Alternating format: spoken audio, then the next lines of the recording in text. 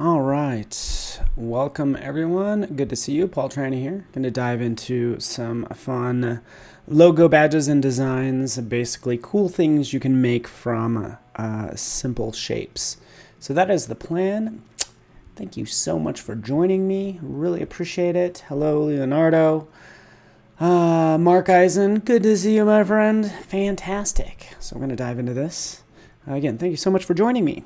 Really appreciate it on this lovely Monday afternoon. Hopefully it finds you at a good place. So hello, Seth and Merche. Claire, top fan. Felicia, top fan. Juan from Bolivia. Cool. Well, enough jibber jabber. I'm going to be, I use that word. I'm going to be diving into this because I want to make it worth your while. So I'm going to go ahead and share my screen. And again, just continue chiming in. Love to hear from you. Hit share as well if you could. I'm going to do that as well. That'd be fantastic. And let's get started on this, okay? I have a couple different designs I can show you. Kind of click over and show you some of these. This is kind of like the idea of what we're going for. Simple badge designs. But how do you get there? How do you make this sort of thing? And that's what I plan on showing you. So if that works for you, Muriel as well. And again, I'm here in beautiful Denver, Colorado. Let me know where you're from as well. Hello, Dylan McDowell just joined as well. Okay, cool. So let's do this. And when I talk about badges, and again, you just saw all of these, like how do you make these? How complex do these need to be, right? We can jump in and we can create a simple circle as we see here, right? This is the simplest of badges.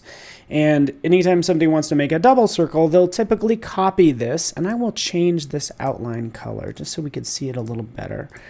So this is the stroke. Anytime, you want to create like a double stroke, people will copy it and they'll paste on top, and then they'll stretch it out holding the Option and Shift, right? But now we have two strokes, right? And it's just more vector points that we have to deal with, right? And which might be okay, but there's actually easier ways to do this with various effects. Because the reason I actually don't want two lines, if I change this shape, I want to be able to change it across the board, right? I want to be able to change this modified shape. So if I do decide I want to go in here and manipulate this, zoop, I got to manipulate the other shape as well. So let's get around that. So how do we do this? There's a couple different ways. Okay, so many things to show you. Let's just delete that. Let's draw this out. So many things I want to show you. I'm so excited about this. Okay. I'm gonna get kind of hot and heavy in here right away, if you don't mind, Alessio. Is that okay, Alessio? So check this out. Well, we do have a couple different ways of doing this. One way you might think of going into brushes and go into a brush library. So there are some fantastic brushes available in Illustrator that allow you to create borders, right? To create these badges. So we can go in here to frames and lines. We can go to something simple like lines. We can see these lines. These will give you that double stroke. Technically it is there, but it's green. So I still got to break it apart to change the color. Okay, so these are there. You can use them. I mean, you're still going to have to break them up. And really what I want is I want two black lines.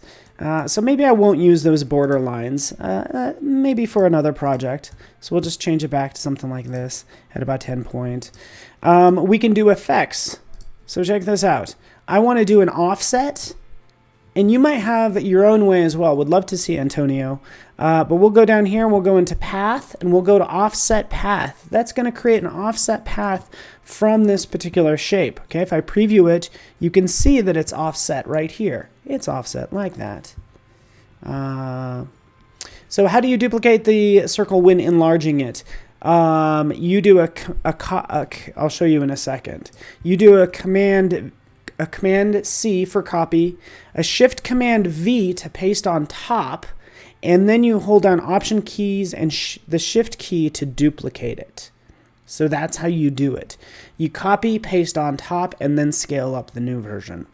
Okay, so this is what we get. We get that miter limit of 4. We get that preview. It gives me that offset just like that. And this is why I opened up the appearance panel. This appearance panel is so fancy. Okay, Beck, I want to know if you know this. Where are my Illustrator professionals in the room? Would love to hear from you. Hello, Anas, as well. But check this. I'm going to go in here. I can add another path, such as another stroke, okay, in there. And here's my new stroke. And I'm going to just change the color of it. Here's my inside stroke. So this is all I need to do. So notice that this is all in relation to it's like a depth order, okay? So think of it working from the bottom up. It'll apply opacity and fill and stroke and stroke. Offset path is the last thing right there. But if I take this offset path and I bring it down, right? Beneath that, or after that first stroke, you can see it's actually being applied to that stroke. And now I have the two lines that I want, and I can change this. Let's make that outside one. Again, that's the offset stroke. We can see right here that I can manipulate all day long. So I can change this shape all I want, and it's just much easier to work with. So let's move this over. There's one simple badge. Let's get this like much more complex. Rounded rectangle, zoop, right? This might be another example where I want to have something complex. I'll do this one more time. Offset path, there we are, previewing it. We see it right there, boom. Adding a new stroke, just like that. And you can see it's applied just to this initial stroke. There's that offset path, right? And what's cool about this is I could change this, right? I don't have to worry about changing both of those lines, if you will. I can come in here and do that accordingly. In fact, did you know that? I can actually hold down the Option key and click, and I can change this from a rounded corner to is it chamfered? I know this is like I call this like more like a beveled corner, and I feel like this is a chamfered. But I can change that all I want, as you can see right there. Zoop. Okay, zoop. Take that in just like that. You can also double click on it if you want to get the corner controls. Double click on it, and you can see right over here, we can probably check the name of it. The corner type is round. Inverted round is what it's called, and technically this is the chamfered. Notice how I can make them actually different per each corner if I want to as well. Okay, so again, we're making colorful badges and all that jazz. Cool, thank you, Pierre Martin. Okay, Command F for paste in front. Fantastic. Let's do that. Command F. Command F just pastes. It pastes in front, but it doesn't paste in position, is what I just realized. So let me try to do this again. Copy, Command F. Oh, Command F will work. So it's the same thing. So thank you for that. Paste in front, Command F. Fantastic. Because it looks like it did it. Command F, paste in front. It's the equivalent of holding Shift Command V with one less finger. So thank you for your help. I knew there were some experts out there, and I really appreciate you hanging out with me. All right, so here's a couple corners. These are really straightforward. Let's get even more advanced with this, because I think this is kind of boring, to be honest. I'm like, I could do better. I know I can. Oldest trick in the book. Pierre might know this as well, okay? And Paolo and Kevin might. Let's take this, and I'm going to actually rotate this. So I'm going to actually let's cancel out of that. I'm going to use the rotate tool, and I'm just going to click in the center. I'm going to cancel. I'm going to hold down the Alt key. And if I click in the center, this has been in Illustrator since version Illustrator 88. But what I'm going to do is, this is why we have the rotate tool. So let me turn down my mic. It seems like it's a little hot. I'm just getting so excited. I'm going to adjust this. And again, I can adjust this by 10 degrees, as you can see here, right? 15 degrees is how I want to rotate it. And you know what? Just make a bunch of copies. That's all I'm going to do right here in this case. Copy, right? Command D, as Pierre knows, we can do something like that. And now we have this super fun, intricate badge as well. Let's go beyond that. Okay, again, that's pretty cool. I like it. I'm into it. Let's go beyond that, because I'm thinking I'm going to try this, because now that I think about it, if I go into Effect, Distort and Transform, and do Transform, Transform will do the same, should do the same thing. Transform does the same thing, but on a filter level, Daniel.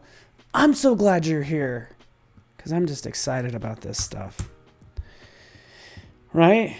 So rotate 15 degrees and make, this is where you have to do math. Actually, you don't need to do math. You need to do, I could do math, 15, 30, 45. I need to do one complete rotation. So 180, let's do 180 divided by 15. Boom. Are you guys seeing this? Moonier, good to see you, my friend. Does this not blow you away or what? I literally I'm horrible with, thank you. Kevin knows. Kevin did exactly what I did. I started to go through the counting, but what I think a lot of people don't know is you can do the math operations right from within these numerical dialog boxes. Because I was like 180, divided by 15, and that gives me 12. So cool. Kevin knows what's up. Awesome. And again, the cool thing about this, as I click OK, I want to have as little vectors as possible because it's going to make it easier for me to manipulate later, right? So again, what do we have here?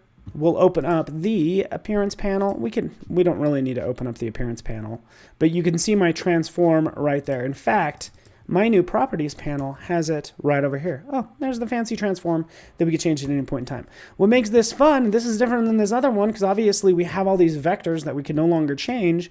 Well, this one we can. We can take this and you know what? We can do that. We can adjust the corners like I'm doing now.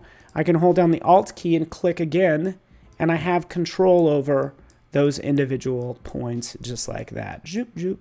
Click again. How many stylized badges do you want? Super easy to work with, and we have that sort of control, which is awesome.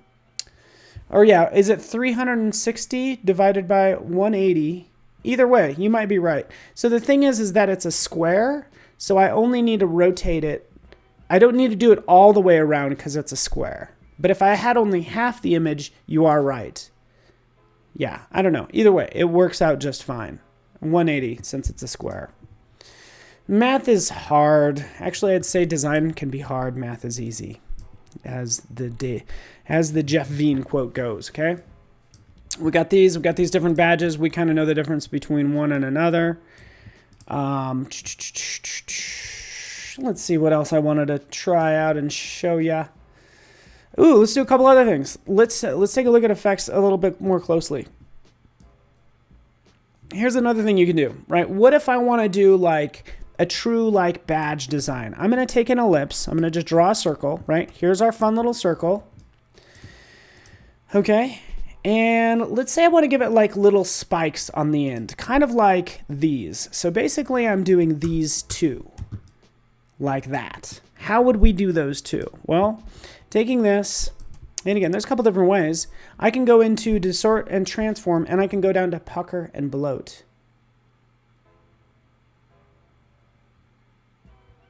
And then I'll select pucker and bloat, and I'll click preview. And let's say if I want to pucker it to get the spike, I'll get something like this. And if I bloat it, I'm going to get something like this. This is the fundamental shape that I want. Right? Cool, thank you. New bar, you guys are fantastic. Everybody's on it. 180 or 360. I got the shape I wanted. The problem with this is it's only doing it based off of these 3 points right here. This one, or excuse me, these 4 points. Right? And actually what I need to do is I need to add points. So I'm just going to go ahead and... actually, let's try this. Let me click OK. Let's go up to Object. Let's go into Path. And I just need to add some more points. So let's... add some anchor points right in here. Boom. Add. Boom. It makes those additional points. We'll do that again. Path. Add anchor points. Boom. We got more. Add anchor points again. Boom. There we have it. And of course we can adjust this. Since this is an effect right over here called pucker and bloat, click in there, and I can change this down to something like, I want it to be more of a shallow badge like that. Okay. And I can go into the stroke right over here, and I want to round the corners like that, make it a little softer. And that seems to look a little better. And by the way, if I think there are too many there, I can go back into path and I can say, you know what, remove anchor point. I guess not remove anchor points, but I would just actually just undo. So that's one way of doing things. We can take this to the next level too if I want to add the spikes to it as well. I think I added too many points, to be honest with you. Let's move this over here, do the same thing. Instead of doing a bloat, because technically bloat is going to the right, pucker will be in the negative. So we'll take that, previewing it, and we'll do a negative 6%, and that's technically the pucker. You got it. Joanne, thank you. Oh, Kevin Kelp. Kevin, you are the man. You know how to do this stuff, so I really appreciate you hanging out with me. Right, so that's all we need to do. Some other fun badges that we have that we might see around. Again, we've already kind of created all these various circles. We can get a little bit more unique as well. Let's kind of move those up. Right, there they are. Again, as few vectors as possible, right? Because it just makes them easier to change later on. Let's select these. We could do some more fun things. In fact, I'm thinking the whole idea of doing the cross look, right? This is very much a hipster type of look is what we have, something like that, but these are arrows. And just like we have with borders, there's other symbols that we have as well. So we'll go into Window, we'll go down to Brush Libraries, and you can see we have all these decorative banners and brushes, which I want to talk about a little bit more, but we also have arrows. So I would jump in here and just go to Standard Arrows. Oops. And you can see I have my standard arrows right here. So now selecting these two, go ahead and clicking the one we want. Maybe we want a head and a tail. We can have something like that. Let's go. And it's all a matter of kind of finding the ones that you're most interested in. And I'm going to go back into Arrows Special. These are even better. Perfect. Right now we have that hipster arrow, and then we can put somebody's name in here. There we go. Again, those are the special arrows. I'm going to do a couple more things here really fast, and then I will let you go. This is a variable concept font. Let's make it really thin. The reason I love this, of course, that this looks like a complex shape. It's really just one stroke that I can easily add the thickness to, as you guessed, and then also change the color of it as well. Because in this case, I actually want to have these individual letters stand out. So we have N, just like that. Ooh. Who do we, I need somebody's name that only has four letters other than Paul. Mark. Is that right? M-A-R-C, M. Let's undo this. Bring it back.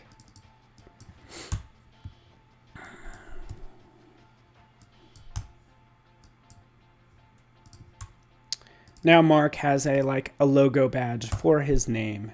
Something like that. It's very abstract. It doesn't have to be perfect. You get the idea. It could stand for anything. You got it. Fantastic. Gabo. Oh, Gabo, is that your nickname? Fantastic. Matt would work as well. Again, just playing with things. I can actually add some more here as well, and I probably would. Probably jump in, add some fun fonts since you asked. Let's do...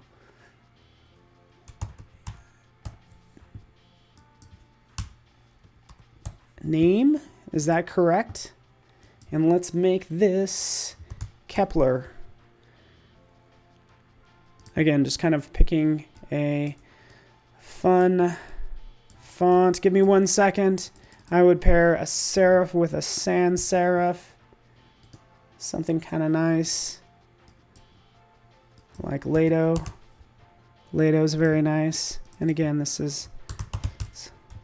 bear with me. This is the logo part, right? How do we do all these tips and little tricks? Take this down, make this really small. And center this text.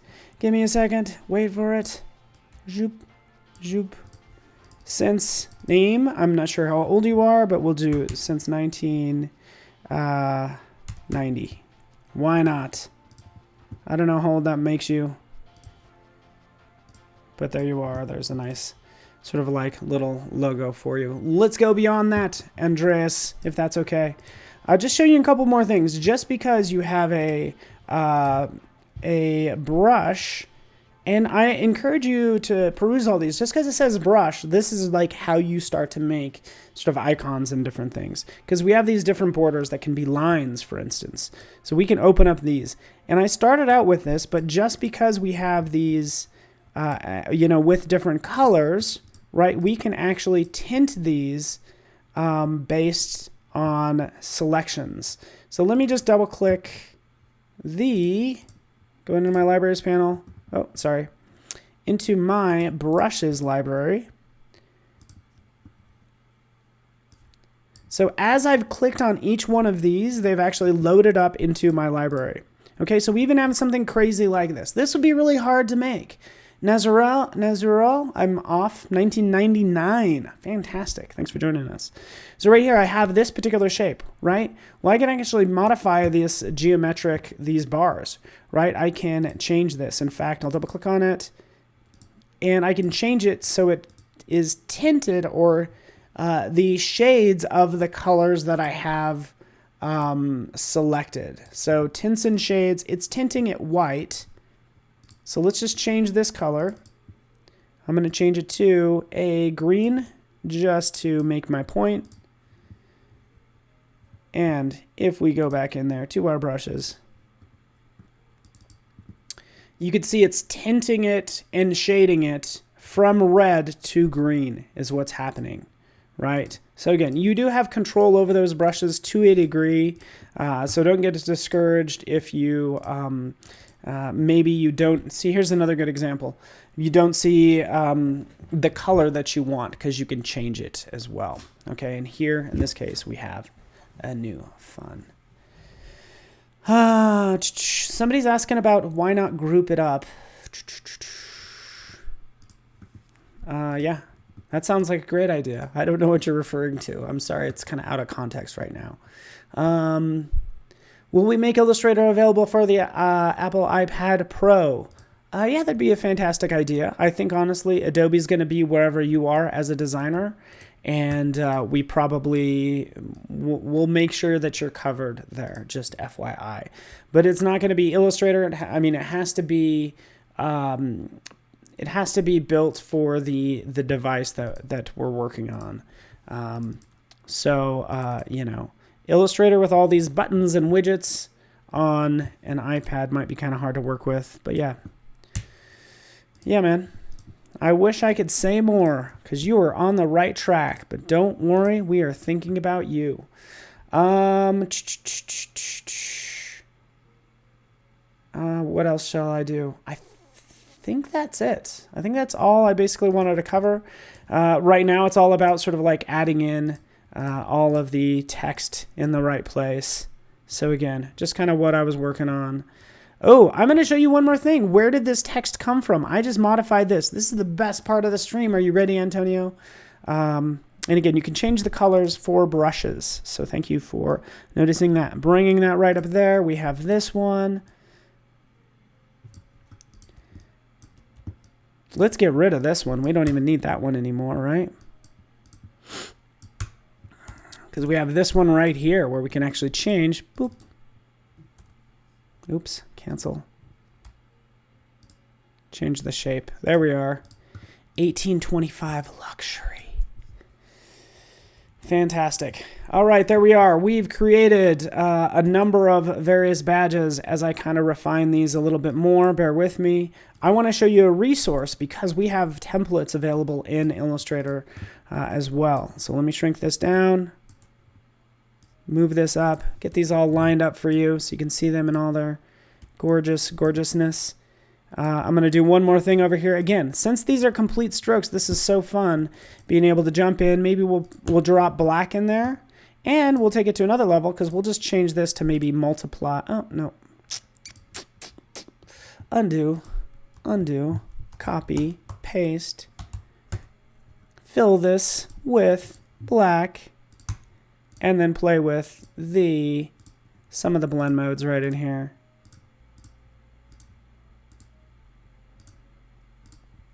There, that's all I'm doing. Color burn. There we are. Woo! Color burn. That's fancy. So that's all I wanted to do. Want to show you one more thing. You ready for resources, Ricardo? Cool. I'm just checking up everything else out. There we go. Here's everything that we made. We know we could change the colors of these and various things, but we also have templates. Let me show you those. In some of these cases, when it comes to design, these borders are almost too much of a presence, by the way. In a lot of these cases, if the borders are overwhelming the font, you need to tone that stuff down, right? And we can already see that this is going to be much more elegant and more proportion with what I'm going for. Okay, but I wanted to show you, go to File, New Document, Print, right over here. Guess what? Elegant Logo Kit. See that? Elegant Logo Kit available for you. All these fancy badges, right? There's some more over here too. These are super easy. Just adding, you know, those badges are super fun. But these are available for you for free. So just select that, open it up, and you can see all these, you know, are similar shapes. It's just that they are the complete strokes and sometimes filled in and all that stuff. But go ahead and check those out. That's all I have for you. We'll switch back to some of my final ones right here. And thank you so much for watching. I don't think any more questions are coming in. Christian, if you have any more, hello to you. Aligning on complex designs. Yeah, that might be interesting. I mean, it is pretty straightforward when it comes to alignment. I think typically what people want to keep in mind is aligning to a key object. So again, you're aligned to selection, aligned to a specific key object, and there's also aligning to the artboard. So this is probably the specifics when it comes to aligning. Aligning to selection is all I need to do right now. So thanks so much for joining us. Everybody have a beautiful day. I really appreciate you hanging out with you. And you know what? I'm going to post this to my social media later on as well. So kind of follow me on social media would be fantastic. You can see just beneath me right there, Instagram. I'll post these logos if you're into them. Thank you, Viv from New Zealand, Gabriella, James, Christian, Pritish, and Hamza as well. I see you here. Christoph, Munir, fantastic. All right, everybody, have a beautiful day. And stay in touch on social media. Would love to hear from you and hear if you have other ideas of things that you're interested in that you'd like for me to cover. So thanks for watching, everybody. Have a beautiful day. And don't forget to floss. We'll see you guys.